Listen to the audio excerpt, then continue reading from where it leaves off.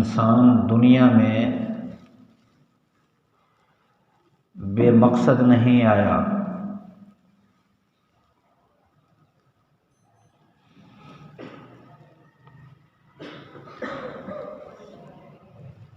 اللہ تعالیٰ نے تو کوئی چیز بھی بے مقصد نہیں بنائی۔ ہمیں راستوں پر چلتے ہوئے دائیں بائیں اگر جڑی بوٹیاں نظر آتی ہیں، ہمارے خیال میں وہ بے فائدہ اگی، سوکھ گئیں، ختم ہو گئیں، خاص فائدہ نہیں، لیکن اللہ تعالیٰ نے کوئی چیز بھی بے فائدہ نہیں بنائی۔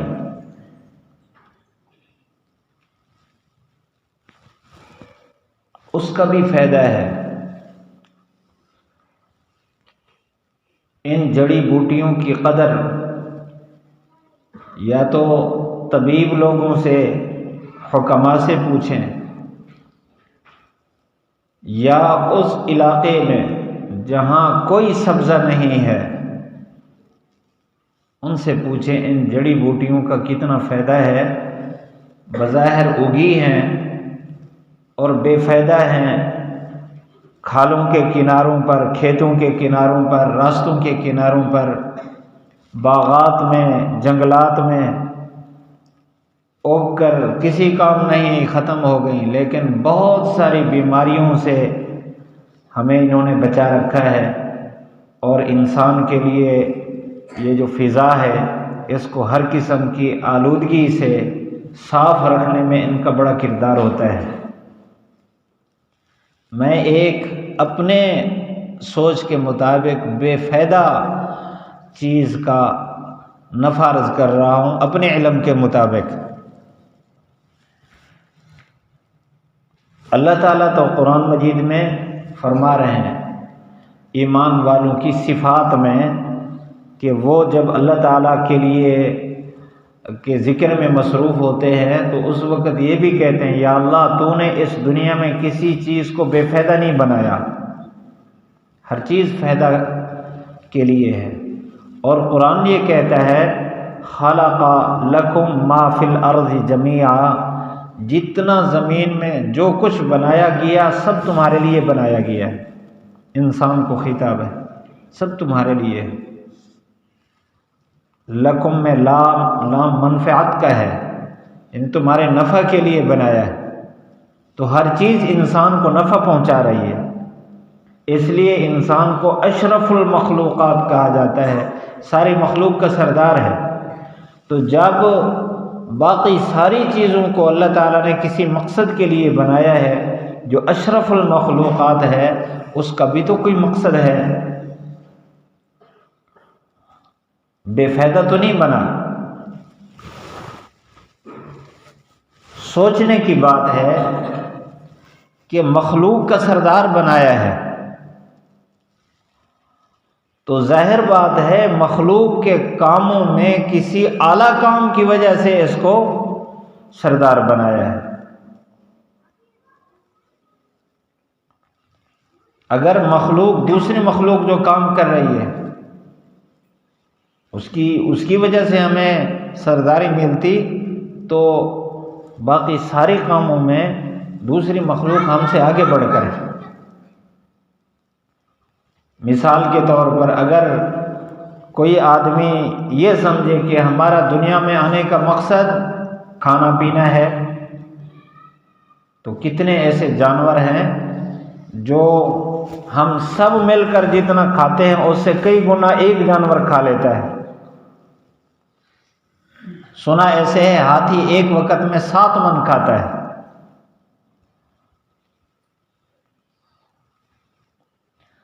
تو کھانے میں تو وہ زیادہ، اگر قد اور وجود کی وجہ سے سرداری ہوتی تو ہاتھی تو بڑا سارا جانور ہے۔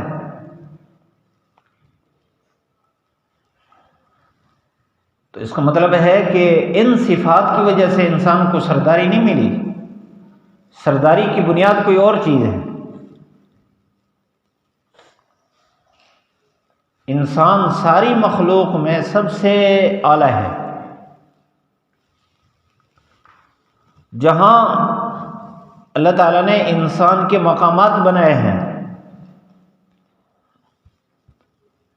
اگر انسان ان کا ادراک کر لے، یعنی اس بات کو سمجھ لے کہ میرا بھی کوئی مرتبہ مقام ہے، تو پھر یہ بے مقصد بے فائدہ زندگی نہیں گزارے گا۔ اللہ تعالیٰ نے انسان میں جو صفات رکھی ہیں ان میں سے ایک چیز ایسی رکھی ہے جو انسان کی ترقی کا باعث ہے، وہ ہے آگے بڑھنے کا جذبہ۔ یہ ہر انسان میں اللہ نے رکھا ہے، جس کی عقل موجود ہے اس کے اندر یہ جذبہ ہے۔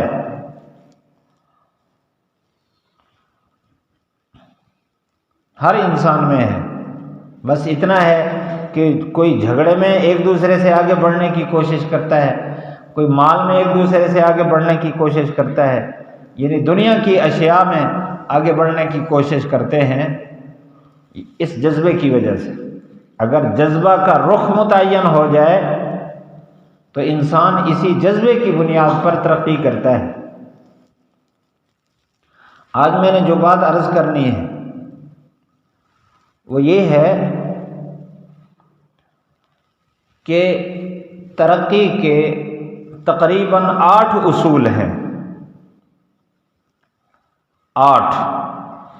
کوئی آدمی کسی میدان میں ترقی کرنا چاہتا ہے، اگر وہ ان 8 اصولوں کو اختیار کر لے تو اس میدان میں سب سے آگے نکل جائے گا۔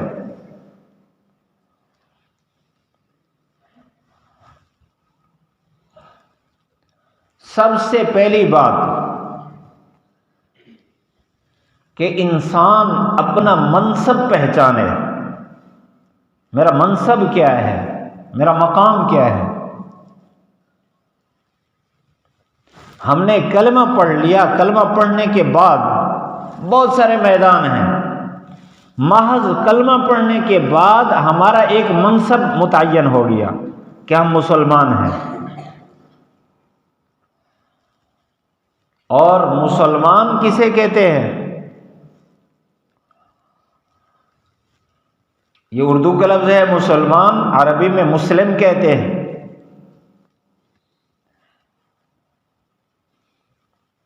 اور ہمارا نام جو مسلمان رکھا ہے یہ پہلی کتابوں میں ہے، قرآن مجید میں بھی ہے۔ ابراہیم علیہ السلام نے نام رکھا، هو سماکم المسلمین من قبل،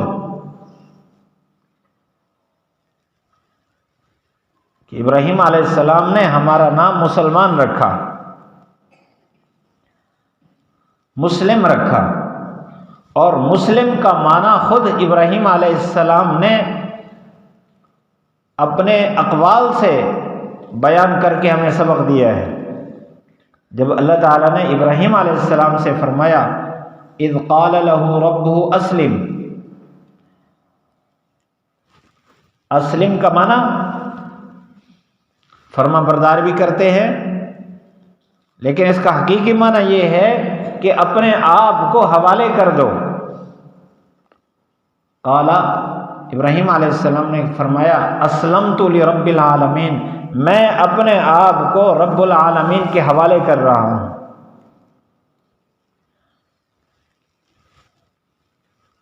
سچ کہتے ہیں کہ ڈرائیور کے ساتھ بیٹھنے والا نیند کرے تو ڈرائیور کو بھی نیند آتی۔ 3 ساتھی بیٹھے ہیں برابر کے نیند کر رہے ہیں۔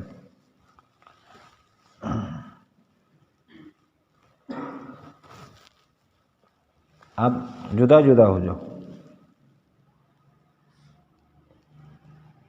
نیند نہیں کرنی، درود شریف پڑھنا، اللہم صلی علی سیدنا۔ درود شریف سے رحمت اترتی ہے، لیکن وہ رحمت یہ نہیں ہوتی کہ نیند کریں۔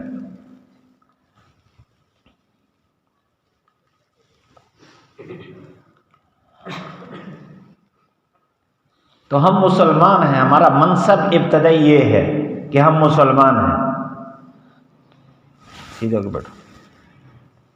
مسلمان کا مطلب کیا؟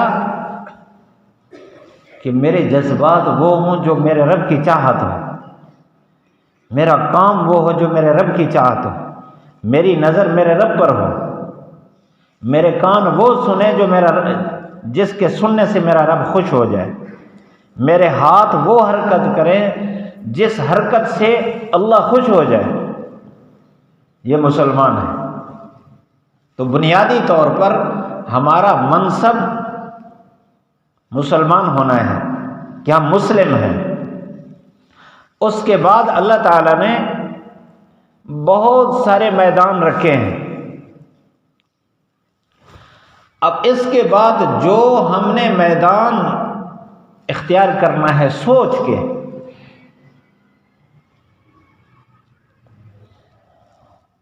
اس کو کہتے ہیں منزل کا تعین،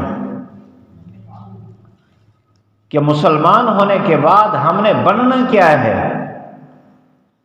توجہ رکھیں ادھر، ہم نے بننا کیا ہے۔ اگر ہم نے تاجر بننا ہے تو اس کا راستہ الگ ہے، ہم نے کاشتکار بننا ہے اس کا راستہ الگ ہے، اگر ہم نے عالم بننا ہے اس کا راستہ الگ ہے، اگر ہم نے کوئی دنیاوی عہدہ لینا ہے اس کا راستہ الگ ہے۔ دوسرا اصول ترقی کا یہ ہے کہ آدمی اپنی منزل متعین کر لے۔ پھر منزل کے بھی درجات ہوتے ہیں۔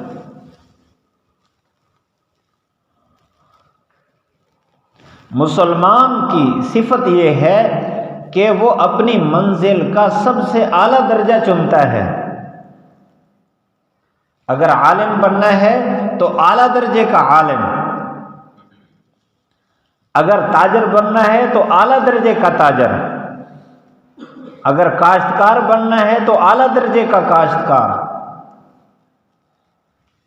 جو منزل متعین کی، پھر منزل کے درجات میں سے سب سے اونچا درجہ اختیار کرنا، یہ بھی اللہ تعالیٰ نے انسان کے اندر رکھا ہے۔ میں نے پہلے یہ بات عرض کی کہ مسابقت، آگے بڑھنے کا جذبہ ہر انسان میں ہے۔ یہ ترقی کے اصول ہیں۔ منصب ہمارا متعین ہو گیا کہ ہم مسلمان ہیں، اور مسلمان کسے کہتے ہیں۔ پھر اس کے بعد میدان ہیں۔ اس وقت جتنے افراد بیٹھے ہیں ان میں زیادہ تر طالب علم ہے۔ اگر ہم علم حاصل کرتے ہیں تو علم کا ایک میدان ہے، ایک راستہ ہے۔ اگر ہم تاجر بنتے ہیں، اللہ تعالیٰ نے قرآن مجید میں تاجر کی صفات بیان فرمائی، رجال لا تلہیہم تجارۃ ولا بیع عن ذکر اللہ واقام الصلاۃ وایتاء الزکاۃ۔ یہ اعلیٰ درجے کے تاجر کی صفات ہیں کہ تجارت اس کو اللہ کی یاد سے، نماز قائم کرنے سے، زکوٰۃ ادا کرنے سے، یعنی اللہ کے احکام سے نہیں روکتی اس کو۔ اور آپ صلی اللہ علیہ وسلم نے اس کی صفات بھی بیان فرمائی۔ اگر زراعت اختیار کرنی ہے تو اللہ تعالیٰ نے ان کی صفات بھی بیان کی ہیں۔ سورۃ کہف کے اندر اللہ تعالیٰ نے دو آدمیوں کا تذکرہ فرمایا، وَاضْرِبْ لَهُم مَّثَلَ الرَّجُلَيْنِ۔ مفسرین مختلف اقوال بیان کرتے ہیں، یہ دونوں زمین کے مالک تھے۔ ایک نے زمین کس طرح صرف کی اور دوسرے نے کس طرح صرف کی، نتیجہ کیا نکلا اللہ نے قرآن مجید میں بیان کیا۔ اور 29ویں پارے میں اللہ تعالیٰ نے ایک باغبان کا تذکرہ فرمایا جو اپنے باغ کو صحیح راستے پر چلاتا تھا۔ اور سورۃ سبا میں قوم سبا کا تذکرہ ہے جنہوں نے باغ کو اختیار کیا۔ اگر عہدہ لینا ہے، عہدے کا میدان اختیار کرنا ہے تو اللہ تعالیٰ نے سلیمان علیہ السلام کا تذکرہ بھی فرمایا ہے، اور نمرود اور فرعون کا تذکرہ بھی موجود ہے۔ سارے میدان اللہ تعالیٰ نے بتا دیے ہیں۔ مسلمان ہونے کے بعد کون سی منزل اختیار کرنی ہے اس کا تعین ضروری ہے۔ اگر ہم اس جہان میں اس زندگی کو قیمتی بنانا چاہتے ہیں تو ہر منزل کا اپنا مرتبہ ہے، ایک اپنی حیثیت ہے، لیکن جس راستے پر ہم ہیں طالب علم، علم حاصل کرنے والے، ہمارا مقام، ہماری منزل کیا ہے؟ تمام منازل میں سب سے اعلیٰ درجے کی منزل، سب سے اعلیٰ درجے کی۔ تاجر کا اپنا مقام ہے کہ اگر تاجر میں اچھی صفات پائی جائے، انبیاء کے ساتھ ہوں گے، صلحاء شہداء کے ساتھ ہوں گے قیامت کے دن۔ عہدے دار کے بھی اپنا مقام ہے۔ قیامت کے دن عرش کے سائے کے نیچے جن لوگوں کو جگہ دی جائے گی، ان میں سے ایک عادل بادشاہ بھی ہوگا، انصاف کرنے والا۔ ہر میدان میں اللہ تعالیٰ نے ایک خاص مرتبہ رکھا ہے، لیکن یہ راستہ، دین کا علم حاصل کرنے کا جو راستہ ہے، یہ راستہ ان راستوں میں سب سے اعلیٰ راستہ ہے۔ ان العلماء ورثۃ الانبیاء،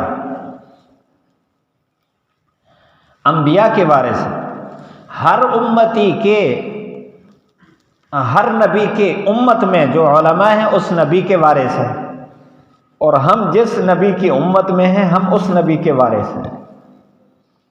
جب ہمارے نبی تمام انبیاء سے اعلیٰ ہے تو پھر ہماری وراثت بھی سب امت کے علماء سے اعلیٰ درجے کی وراثت ہے۔ ہر نبی کا امتی جو علم حاصل کرنے والا ہے وہ اپنے نبی کی وراثت کا مالک ہے۔ اٹھ کے ادھر آ جاؤ،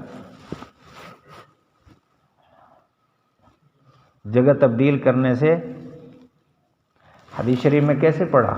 آج ہی پڑھا ہے۔ مجلس میں اگر نیند آ رہی ہو تو جگہ بدل دیں۔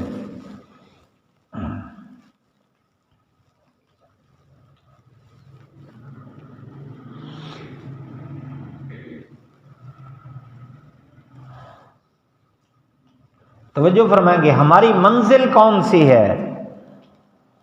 ہماری منزل سب سے اعلیٰ منزل ہے۔ تو ہم نے نبی کا وارث بننا ہے، یہ ہماری منزل ہے۔ اب اس وراثت میں پھر درجات ہیں،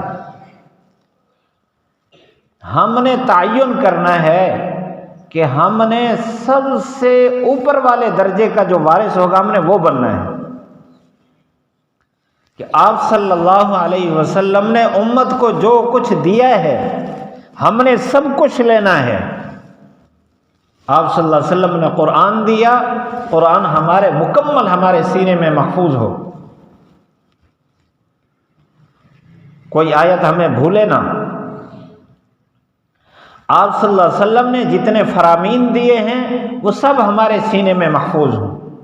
پھر آپ صلی اللہ علیہ وسلم نے صرف الفاظ نہیں دیے، آپ نے صفات دی ہیں، تو پوری صفات کے ساتھ اس علم کے ہم وارث بنیں، تمام صفات کے ساتھ۔ ہم طالب علم ہیں، ہمارا منصب تو بڑا اعلیٰ ہے، یہ منزل سب سے اعلیٰ ہے۔ بخاری شریف کی روایت ہے، جس روایت میں یہ بات ہے، آخر میں آپ صلی اللہ علیہ وسلم نے فرمایا ان العلماء ورثۃ الانبیاء۔ اس سے پہلے آپ نے فرمایا کہ جو آدمی علم حاصل کرنے کے لیے گھر سے نکلتا ہے تو فرمایا اللہ تعالیٰ اس کے لیے جنت کا راستہ آسان فرما دیتے ہیں، اور فرشتے اس کے لیے استقبال میں، احترام میں پر بچھاتے ہیں۔ پر بچھانے کا مطلب یہ ہے کہ بڑا احترام کرتے ہیں، جس طرح بسا اوقات شادی کارڈ پر لکھا ہوتا ہے آپ آئیں ہم آپ کے لیے پلکیں بچھائیں گے، تو یہ پلکیں تو نہیں بچھائی جاتی، اس کا مطلب ہے کہ ہم آپ کا احترام کریں گے۔ تو فرشتے احتراماً گویا کھڑے ہوتے ہیں. بظاہر یہ طالب علم اس طالب علم سے جو بوٹ سوٹ اور پینٹ شرٹ کے ساتھ صبح جا رہا ہوتا ہے اس سے یہ سادہ محسوس ہوتا ہے جو مدرسے کی طرف آ رہا ہے. کپڑے بھی سادے پہنے ہوئے ہیں، ہاتھ میں اس نے شاپر بھی لیا ہوا ہے وہ بھی پھٹا ہوا، اور جیب میں پیسے بھی بس مختصر سے ہیں، کوئی پھوت بوت نہیں ہے. لیکن یہ اتنا بڑا مقام رکھتا ہے کہ فرشتے اس کے لیے استقبال کر رہے ہیں. یہ جو فرشتے استقبال کر رہے ہیں یہ روٹی دال کھانے کے لیے تو نہیں کر رہے بھئی روٹی دال کھانے کے لیے جا رہا ہے اس لیے بڑا عظیم آدمی ہے. اس کا تو ایک منصب، ایک مقام ہے کہ نبی کی وراثت لینے کے لیے جا رہا ہے، تو اپنا مقام مرتبہ سمجھیں. ترقی کا دوسرا اصول، ترقی تب کریں گے جب منصب سمجھنے کے بعد اپنی منزل کا تعین کریں گے کہ میری منزل نبی کی وراثت میں نے لینی ہے بس. اور تیسرے نمبر پر کہ اس میدان میں جس میدان کو اختیار کیا ہے اس میدان میں جو اس منزل اعلیٰ درجے کی منزل پر پہنچے ہیں ان جیسی صفات اختیار کریں، ان جیسی صفات، کیونکہ صفات سے انسان پہچانا جاتا ہے، ظاہر سے نہیں پہچانا جاتا. انسان کی قیمت صفات سے ہے. ایک کتاب میں ایک واقعہ لکھا تھا کہ ایک بادشاہ کے پاس کوئی اجنبی آیا نوکری ملازمت لینے کے لیے.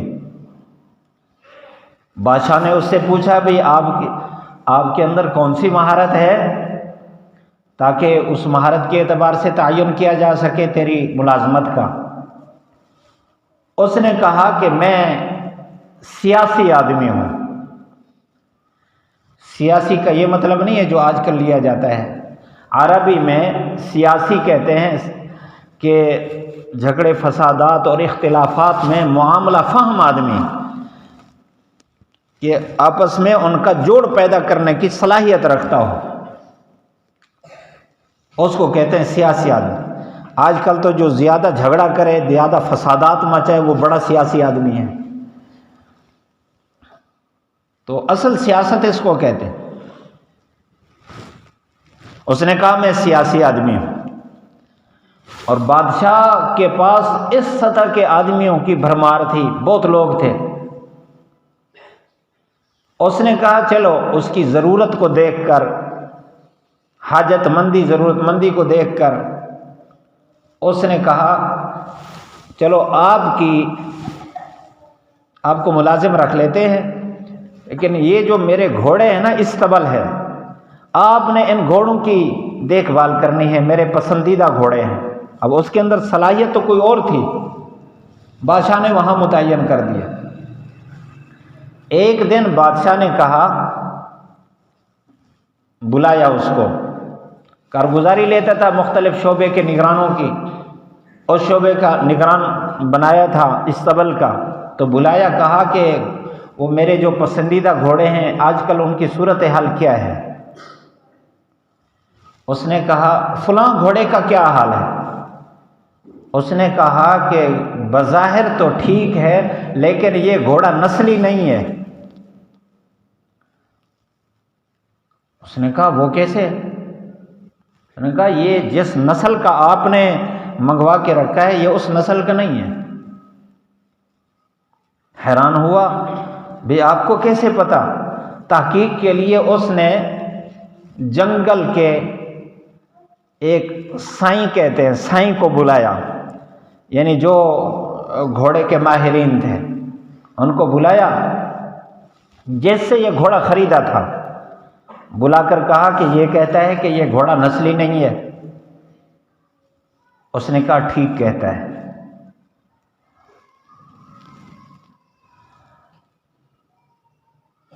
اصل بات یہ ہے کہ جب یہ پیدا ہوا نا یہ گھوڑا تو اس کی ماں مر گئی، تو اس کے دودھ کا کوئی انتظام نہیں تھا، تو ہم نے گائے کا دودھ اس کو پلایا ہے، تو اس لیے یہ جو اصل گھوڑا ہوتا ہے، نسلی گھوڑا، وہ ہوتا ہے جو ماں کا دودھ پیے، تو اس نے گائے کا دودھ پیا ہے۔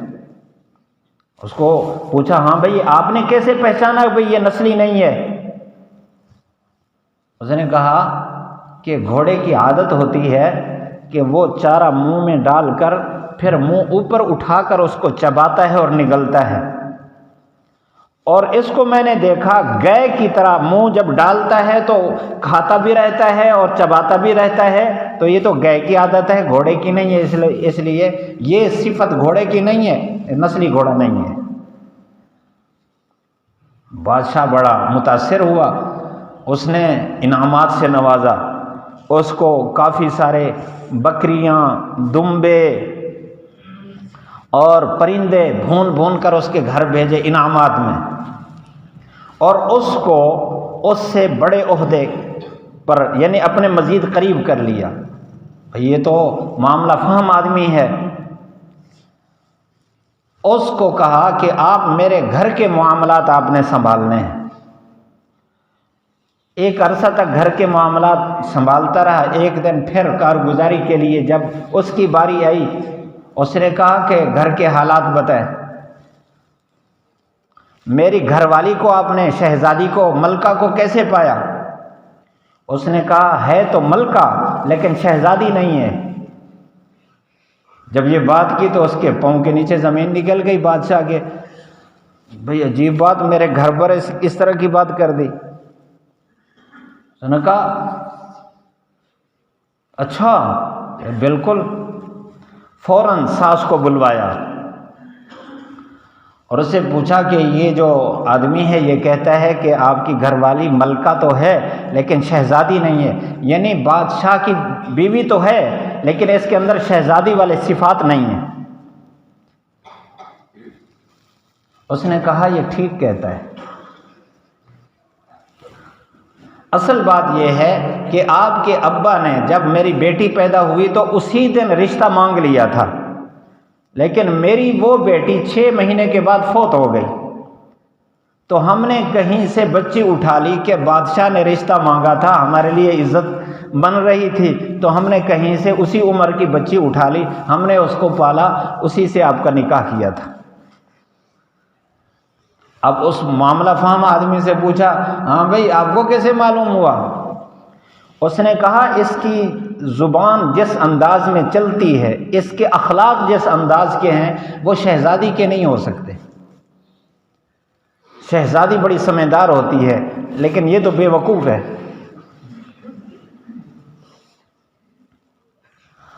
تو اس نے جب دیکھا، اس نے کہا واقعی یہ تو بہت زیادہ سمجھدار ہے۔ اس کو مزید انعامات، بکریاں، دمبے اور پرندے اس کے گھر بھیجے، انعامات سے نوازا۔ چند دن کے بعد پوچھا، اس کو خیال آیا، اس نے کہا کہ مجھے آپ نے کیسے پایا؟ اس نے کہا پہلے میں اپنی جان کی معافی چاہتا ہوں کہ اگر بے ادبی ہو جائے تو مجھے معاف کیا جائے۔ بادشاہ نے کہا کہ میں نے معاف کیا ہے۔ اس نے کہا نہ آپ بادشاہ ہیں نہ آپ شہزادے ہیں۔ جب یہ بات کی تو وہ حیران ہوا، اس نے کہا وہ کیا؟ اب اپنی والدہ کے پاس گیا، والدہ حیات تھی، کہ یہ آدمی کہتا ہے ہاں، بلکہ اس نے کہا بادشاہ تو ہیں لیکن آپ شہزادے نہیں ہیں، یعنی بادشاہ کی اولاد نہیں ہیں۔ والدہ کے پاس گیا کہ یہ تو اس طرح کی بات کر رہا ہے۔ اس نے کہا ہاں ایسے ہی ہے، ہمارے ہاں اولاد کوئی نہیں ہو رہی تھی، تو آپ کے ابا جو بادشاہ تھے اس نے سفر میں ایک چرواہے کو دیکھا جس کا بچہ اس کے ساتھ تھا، بچہ اس کو پسند آ گیا تو اس نے اٹھا لیا تھا۔ ہم نے آپ کو پالا تاکہ ہمارے بعد آپ بادشاہ بنیں، حقیقت میں آپ میرے خاوند کے بیٹے نہیں ہیں، ہم نے اٹھایا ہوا ہے، آپ ہمارے منہ بولے بیٹے۔ اب اس سے پوچھا بھئی آپ نے کیسے پہچانا؟ اس نے کہا کہ میں نے پہچانا یوں کہ جو بادشاہ ہوتے ہیں نا تو وہ انعامات میں ہیرے جواہرات دیتے ہیں، آپ ہر دفعہ بکریاں دمبے دیتے تھے، تو اس لیے مجھے پتہ چلا کہ آپ حقیقی بادشاہ نہیں ہیں۔ تو جہاں یہ بات لکھی تھی اس میں حقیقت میں سبق یہ کہ انسان صفات کے ساتھ پہچانا جاتا ہے۔ جس شعبے کے ساتھ وابستہ ہو، جب تک اس شعبے کے اعلیٰ درجے والی صفات نہ ہوں اس وقت تک وہ اس شعبے کے لیے ایک داغ ہے، بدنامی کا باعث ہے۔ اب بات سمجھے کہ جب ہم اللہ کے نبی صلی اللہ علیہ وسلم کی وراثت حاصل کر رہے ہیں تو ہمیں آپ صلی اللہ علیہ وسلم والی صفات اختیار کرنی ہوں گی۔ اگر ہم نے وہ نہ کی اختیار تو پھر ہم اس شعبے کے لیے دھبا ہیں، ہم اس شعبے کے لیے عیب ہیں۔ ہمیں وہ اختیار کرنی ہوں گی جو آپ صلی اللہ علیہ وسلم والی صفات تھی۔ کنگھی دینے کا وقت ہے۔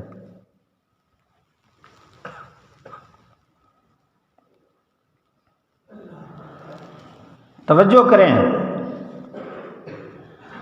بنیادی چیز ایک واقعہ آپ کو سناتا ہوں، اسی سے ہم سمجھ لیں ہمارے اندر کتنا یہ وراثت والی صفات پائی جا رہی ہیں۔ آپ صلی اللہ علیہ وسلم نے صرف علم نہیں دیا ہمیں آپ صلی اللہ علیہ وسلم نے اخلاق بھی دیے ہیں، صفات بھی دیے ہیں، کردار بھی دیا ہے۔ جس طرح ہم علم کے وارث ہمارے لیے ہے کہ ہم پورا علم حاصل کریں جو اللہ کے نبی نے دیا ہے، ہم تب اس منزل کے سب سے اوپر والے درجے میں ہوں گے۔ تو اسی طرح آپ صلی اللہ علیہ وسلم نے امت کو جو صفات دی ہیں وہ صفات بھی 100% ہمارے اندر ہوں، تب ہم جا کر اس منزل کے سب سے اوپر والے درجے پر پہنچیں گے۔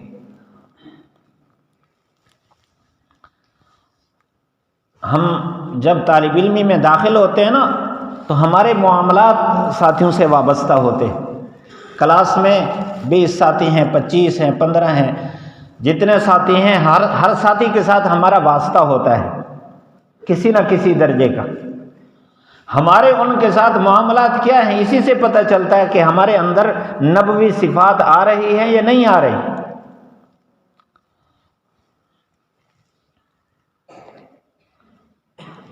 حضرت زید بن صعمہ رضی اللہ تعالی عنہ یہ یہودی عالم تھے۔ آپ صلی اللہ علیہ وسلم جب مدینہ منورہ تشریف لائے تو یہ خود راوی ہیں، بیان کرتے ہیں کہ میں نے آپ صلی اللہ علیہ وسلم کا چہرہ دیکھتے ہی پہچان لیا تھا۔ جس طرح حضرت عبداللہ بن سلام رضی اللہ تعالیٰ عنہ فرماتے ہیں کہ جب میں نے اللہ کے نبی کو دیکھا تو میں نے پہچان لیا کہ یہ جھوٹے کا چہرہ نہیں ہو سکتا۔ حضرت زید بن صعمہ رضی اللہ تعالیٰ عنہ بھی فرماتے ہیں کہ میں نے جب دیکھا تو میں نے پہچان لیا کہ واقعی اللہ کے نبی ہیں۔ لیکن جو صفات میں نے تورات میں پڑھی تھی پوری صفات میں نہیں پرکھ رہا تھا، کیونکہ دو چیزیں ایسی تھیں، شکل شباہت، آپ کی چال، آپ کا انداز، آپ پر وحی کا اترنا، آپ کا بیان کرنا، یہ سارا مجھ پر واضح ہو گیا۔ لیکن دو چیزیں میں نے تورات میں پڑھی تھی وہ مجھ پر واضح نہیں ہو رہی تھی۔ ایک یہ کہ جب خلاف مزاج بات ہوگی نبی کے سامنے تو غصے کی جگہ، غصے کے مقام پر جلدی غصے کے بجائے بردباری ہوگی۔ ایک یہ صفت تھی کہ غصے کے مقام پر جلد غصے کے بجائے بردباری ہوگی، صبر۔ اور دوسری صفت یہ کہ نادان کی نادانی کی وجہ سے جتنا نادانی بڑھتی جائے گی اتنا بردباری بڑھتی جائے گی۔ نادان کی نادانی کی وجہ سے جتنا نادانی میں اضافہ ہوگا اتنا نبی کی بردباری میں اضافہ ہوگا۔ یہ دو صفات مجھ پر واضح نہیں تھی۔ تو اتفاق ایسا ہوا کہ ایک آدمی آیا، اس نے کہا کہ فلاں قبیلے کے لوگ جو انتہائی غربت میں وقت گزارتے تھے، میں نے ان کو اسلام کی دعوت دی اور میں نے ان سے یہ کہا کہ اگر تم مسلمان ہو جاؤ گے تو اسلام کی برکت سے اللہ تمہارا رزق بڑھا دیں گے۔ لیکن ہوا ایسے، انہوں نے میری بات پر یقین کر لیا، مسلمان ہو گئے، لیکن ادھر قحط آ گیا، تنگی آ گئی، پہلے جو کچھ کھا پی رہے تھے وہ بھی ہاتھ سے نکل گیا۔ اب مجھے خطرہ یہ ہے کہ کہیں یہ بدظن ہو کر اسلام سے نکل نہ جائے، اس لیے میں آپ کے پاس آیا ہوں، آپ کوئی تعاون کریں، ان کی مدد کریں تاکہ وہ اسلام پر باقی رہیں۔ آپ صلی اللہ علیہ وسلم نے اپنے پہلو کی طرف دیکھا تو غالباً حضرت علی رضی اللہ تعالیٰ عنہ بیٹھے تھے، گویا ان کی طرف آپ دیکھ رہے تھے اس نظر سے کہ اب ہمیں کوئی سامان کا انتظام کرنا چاہیے۔ حضرت علی رضی اللہ تعالیٰ عنہ نے جواب دیا، اللہ کے رسول اس وقت ہمارے پاس تو کچھ نہیں ہے ان کی مدد کے لیے۔ یہ حضرت زید فرماتے میں بیٹھا تھا، میں نے کہا اور وہ جو میرے ذہن میں بات تھی تو مجھے موقع نظر آ گیا، میں نے کہا بس آزمائش کا موقع آ گیا ہے، تو میں نے عرض کیا کہ میں آپ کو 80 دینار دیتا ہوں، اس وقت میرے پاس ہیں بطور قرض کے، اس کے بدلے میں فلاں جو کھجوریں ہیں اس کا اتنا وزن آپ مجھے فلاں موقع پر مجھے دے دیں گے،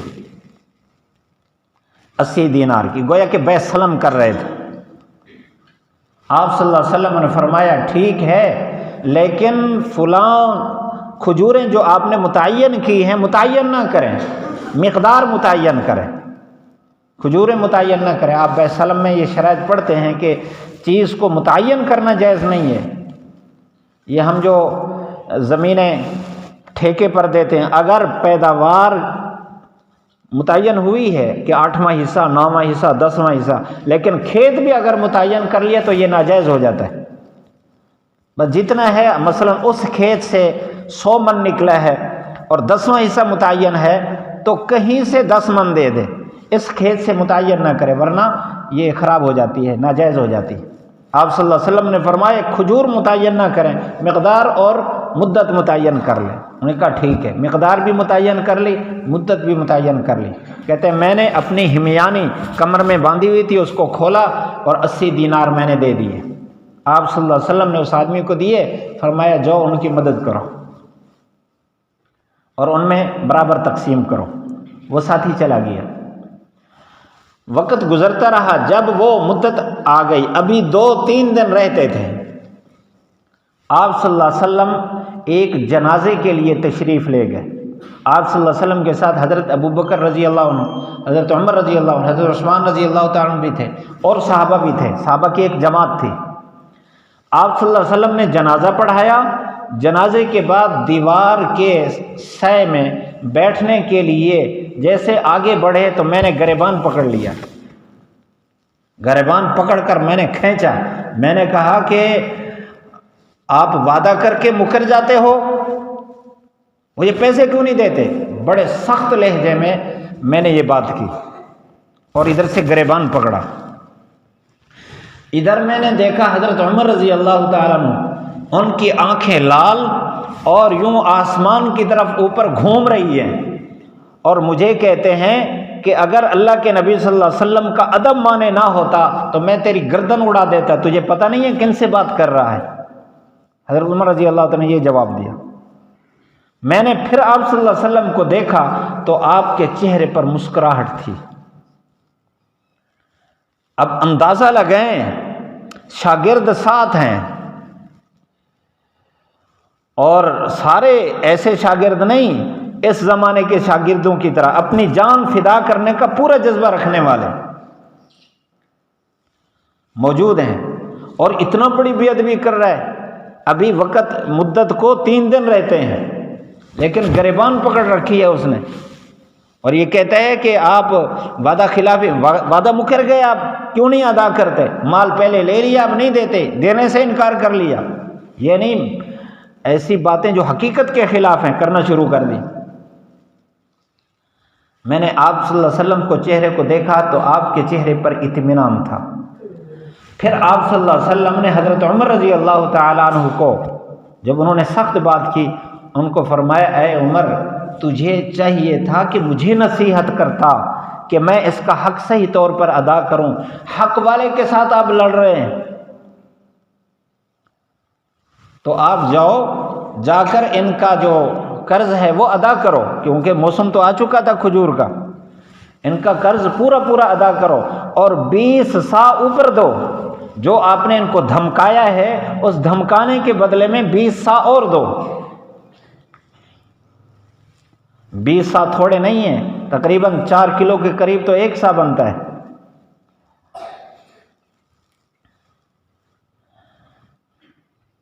کہتے ہیں حضرت عمر رضی اللہ تعالیٰ مجھے لے گئے اور جا کر میرا قرض پہلے پورا کیا اور دینے لگے، تو میں نے کہا یہ کیوں دے رہے ہو؟ انہوں نے کہا اللہ کے نبی صلی اللہ علیہ وسلم نے مجھے حکم فرمایا کہ میں اضافی 20 سا آپ کو دوں اس کے بدلے جو میں نے آپ کو دھمکایا ہے۔ حضرت زید کہتے ہیں میں نے کہا اے عمر آپ مجھے جانتے نہیں ہیں؟ انہوں نے کہا میں نہیں جانتا، آپ کون ہیں؟ تو میں نے کہا کہ میں زید بن صعبہ ہوں۔ کہتے اچھا وہ یہودی عالم؟ ہاں میں وہ یہودی عالم ہوں۔ یہ جب بات کی انہوں نے کہا یہ رکھو، میں نے تورات میں آخری نبی کی صفات پڑھی تھی، ان صفات میں یہ صفت بھی پڑھی تھی کہ غصہ جلدی آ جانے کے وقت ان میں بردباری آئے گی، اور نادان آدمی کی نادانی میں جتنا اضافہ ہوگا اتنا بردباری میں اضافہ ہوگا۔ تو میں نے ایک نادانی کا کام کر کے آپ کی یہ صفت پہچاننے کی کوشش کی ہے، آپ واقعی اللہ کے نبی ہیں۔ وہیں کھڑے ہو کر کلمہ پڑھ لیا اور پھر آپ صلی اللہ علیہ وسلم کے دربار میں حاضر ہوئے، وہاں کلمہ پڑھ کے کہا اے اللہ کے رسول میرا سارا مال ساری امت کے لیے ہے۔ آپ نے فرمایا ایسا نہ کرو، آدھا مال کچھ امت کے لیے۔ انہوں نے کہا چلو جیسے آپ پسند فرماتے ہیں، ہم اس نبی کے وارث ہیں، کیا ہمارے اندر یہ صفات ہیں؟ اگر قرآن مجید حفظ کر لیا، کوئی آدمی اگر جھگڑ پڑا تو فوراً جذبات میں آ گیا اور یہ کہا آپ کو پتہ نہیں ہے میں اللہ کا ولی ہوں، میں نے ہاتھ اٹھا لیا تو برباد ہو جائے گا، فوراً یہ جذبہ اٹھتا ہے۔ کیا اللہ کے نبی کی یہی صفات تھی؟ یعنی سیدھا بد دعا کی طرف جاتا ہے ذہن کہ ایسی بد دعا کروں گا بالکل رہے گا بھی نہیں۔ تو دوسری بات میں نے عرض کی ہے، تیسری بات، پہلی بات یہ کہ ہم اپنا منصب پہچانیں، دوسری بات اپنی منزل کا تعین کریں۔ اگر ہم اس میدان میں آ گئے ہیں، طالب علم بن گئے ہیں، تو پھر ہم اعلیٰ منزل ہم اختیار کر چکے۔ آپ صلی اللہ علیہ وسلم کی وراثت جو ان منازل میں سب سے اعلیٰ منزل ہے اس کو اختیار کیا، تو جب اس منزل کا تعین کیا ہے تو پھر اس منزل میں پہلے درجے پر ہونے والے اشخاص افراد کی جو صفات ہیں وہ صفات ہم اختیار کریں، اور اس کا آسان حل یہ ہے، یہ کیسے صفات اختیار ہوں گی، ہم ان کے حالات پڑھیں۔ اگر طالب علم ہیں تو پھر اعلیٰ درجے کے جو طالب علم تھے حضرت ابو ہریرہ رضی اللہ تعالیٰ عنہ کو دیکھیں، اور اسی طرح یہ جو محدثین ہیں، امام بخاری رحمۃ اللہ علیہ، امام مسلم رحمۃ اللہ علیہ، امام نسائی رحمۃ اللہ علیہ، یہ سارے ان کے حالات پڑھیں، انہوں نے کیسے طالب علمی اختیار کی ہے۔ اور اگر علم حاصل ہو چکا، عالم بن گئے، آپ صلی اللہ علیہ وسلم والی صفات دیکھیں، اور اس میدان میں اعلیٰ درجے پر پہنچنے والے لوگوں کی صفات دیکھیں، ہم ان کے حالات پڑھیں گے تو حالات کی برکت سے انسان میں تبدیلی آتی ہے۔ انشاءاللہ باقی صفات زندگی رہی تو اگلی مجلس میں عرض کریں گے۔ اللہ ہم سب کو عمل کی توفیق نصیب فرمائے۔